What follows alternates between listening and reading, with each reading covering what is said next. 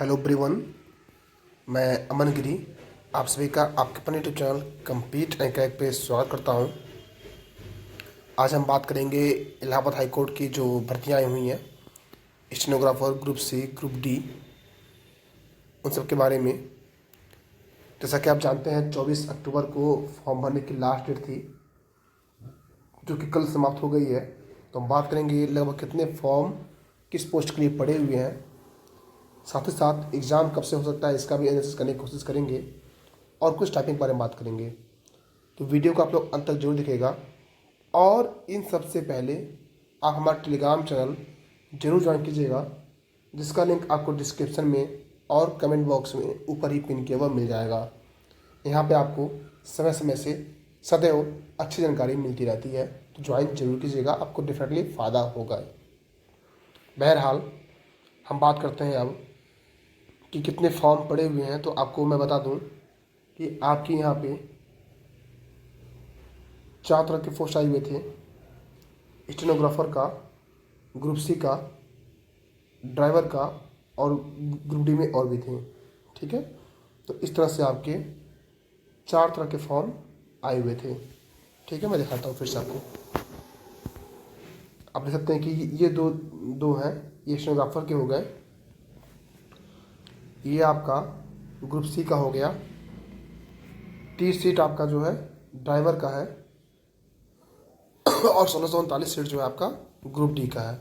ठीक है, इसके सापेक्ष जो फॉर्म पड़े हुए हैं उसमें आपका ग्रुप सी में 2,29,000 रजिस्ट्रेशन हुए हैं। ध्यान दीजिएगा, इतने आपके रजिस्ट्रेशन हुए हैं। जैसा कि आप जानते हैं, जब फॉर्म भरते हैं तो वहाँ पे रजिस्ट्रेशन नंबर आता है। ठीक है, ये कल का स्क्रीनशॉट भी है आपका, ये स्टेनोग्राफर का है। इसमें आप देख सकते हैं कि रजिस्ट्रेशन नंबर जो है 40,133 मिला हुआ है। तो 40,133 बच्चों ने रजिस्ट्रेशन किया है। जरूरी नहीं है कितने ने फॉर्म भरा है, हो सकता है फॉर्म भरने वाले 35,000 या 30,000 के आसपास ही हों, इससे कम ही होंगे, इससे ज़्यादा नहीं होंगे। तो इस हिसाब से हम बात करें तो ग्रुप सी में लगभग 2 लाख के आसपास आप कर सकते हैं कि फॉर्म पड़ा हुआ होगा। ठीक है, 2 लाख फॉर्म पड़े हुए होंगे। स्टेनो में आपके लगभग 40,000 के आसपास जो है फॉर्म पड़े हुए हैं। समझ माफ़ कीजिएगा, थोड़ी तबीयत ख़राब है और आवाज़ भी आपको समझ में आ रहा होगा। और ग्रुप डी में आपके लगभग 3 लाख के आसपास रजिस्ट्रेशन हुए हैं और ड्राइवर में 44,000। इस हिसाब से अगर हम बात करें, ड्राइवर की पोस्ट केवल 30 है और लगभग 44,000 जो है रजिस्ट्रेशन हुए हैं। लेकिन इसमें मैं श्योर कह सकता हूँ कि ड्राइवर में जो रजिस्ट्रेशन हुए हैं इसके सापेक्ष फॉर्म बहुत कम पड़े होंगे। हो सकता है ये 30,000 के आसपास ही पड़ा हो, क्योंकि रजिस्ट्रेशन बहुत से बच्चों ने कर दिया, लेकिन यहाँ पे आपका डीएल मांगा जाता है, ड्राइविंग लाइसेंस मांगा जाता है, उसके बाद ही फॉर्म भरे जाते हैं। तो ये कम बच्चों के पास बना होगा। ठीक है, तो इस हिसाब से लगभग एक सीट पर 1,000 फाइट है ग्रुप डी में। और ऐसे अगर ग्रुप सी की बात करें तो लगभग 2 लाख फॉर्म पड़े हुए हैं। ग्रुप सी में 2 लाख फॉर्म पड़े हुए हैं और आपकी सीट जो है, इन दोनों को अगर आप ऐड करेंगे तो मेरे ख्याल से 1,54 होगा। इतनी आपकी सीट है और 2 लाख फॉर्म पड़े हुए हैं, यानी कि लगभग आपका 200 बच्चे पर सीट फाइट करने वाले हैं। ठीक है, तो इस तरह से अगर देखा जाए तो अन्य एग्ज़ाम्स की अपेक्षा, जो यूपी के अन्य एग्ज़ाम्स होते हैं उसकी अपेक्षा यहाँ पे कंपटीशन कम देखने को मिल रहा है। इसका कारण एक ये भी है कि यहाँ पे आपकी टाइपिंग मांगी जाती है। ठीक है, बाकी चीज़ों का भी आप यहाँ पे कैलकुलेट कर सकते हैं। रजिस्ट्रेशन नंबर मैंने यहाँ दिखा दिया सबका, और कितनी सीटें आप दे सकते हैं और कैलकुलेट कर सकते हैं। तो फॉर्म कम पड़ने का एक कारण ये भी है कि यहाँ पे आपकी टाइपिंग मांगी जाती है। और टाइपिंग कितनी मांगी जाती है इसके बारे में अगर हम बात करें, जैसे मैंने कहा कि टाइपिंग की टिप्स भी दी जाएगी, तो आपको पता होगा यहाँ पे 50 मार्क्स का जो है टाइपिंग होता है, जो कि एग्ज़ाम के होने के लगभग 2 महीने के अंदर हो जाता है। आपका टाइपिंग भी 50 मार्क्स के टाइपिंग होते हैं। एक आपका हिंदी का होता है जो कि 25 में स्पीड मांगी जाती है। एक इंग्लिश का होता है जिसमें 30 स्पीड मांगी जाती है। हिंदी में आपका कुर्तिदेव मान्य नहीं है, केवल मंगल फॉन्ट ही मान्य है। जिनको मंगल ना आता हो, मंगल पे प्रैक्टिस कर लें।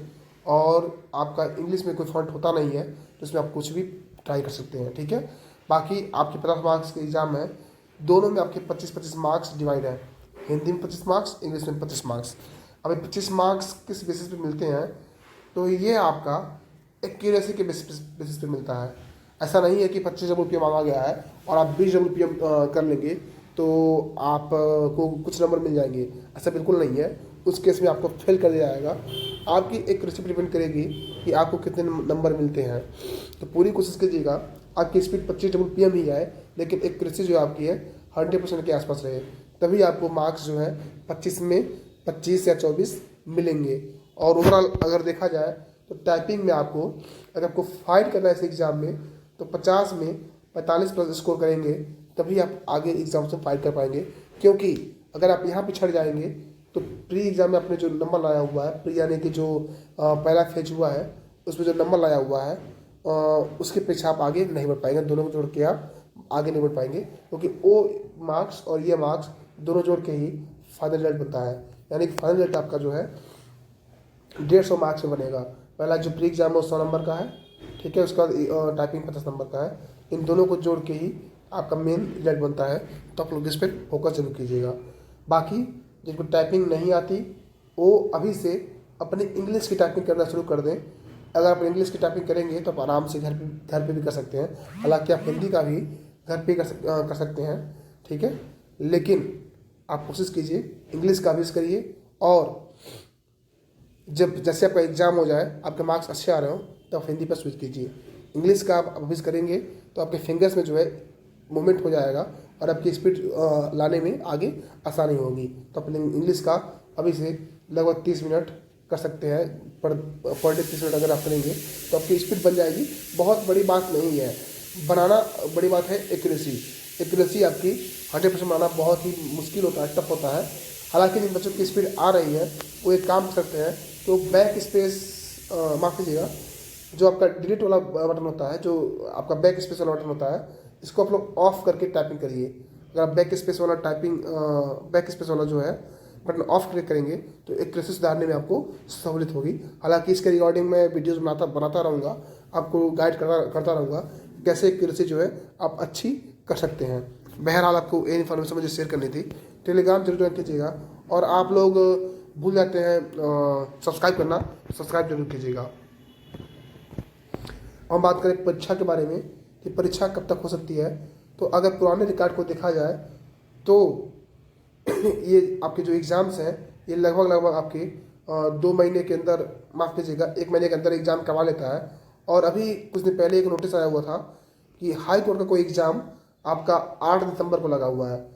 8 दिसंबर को कोई एग्ज़ाम लगा हुआ हाई कोर्ट का, तो पॉसिबिलिटी है इससे पहले ही आपका ये एग्ज़ाम्स जो है जो इलाहाबाद हाई कोर्ट के एग्ज़ाम्स हैं ये करवा ले जाएँ, इसकी पॉसिबिलिटी है। तो नवंबर लास्ट में 20 नवंबर के आसपास हो सकता है, चांसेस हैं कि आपके एग्ज़ाम करवा लिए जाएँ।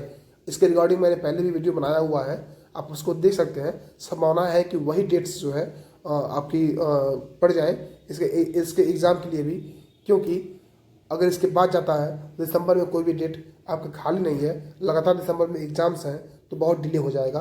तो इलाहाबाद हाईकोर्ट के रिकॉर्ड को देखते हुए चांसेस है कि नवंबर में ही आपका एग्ज़ाम करवा लिया जाए। और अगर नहीं भी होता है लेकिन आप तैयारी नवंबर के अनुसार ही करिए, ताकि अगर हो जाए तो आप तैयार रहें। खैर, इसी सब में अपनी बातों को विराम देता हूँ। मिलता हूँ नेक्स्ट वीडियो में, तब तक के लिए जय हिंद, जय भारत।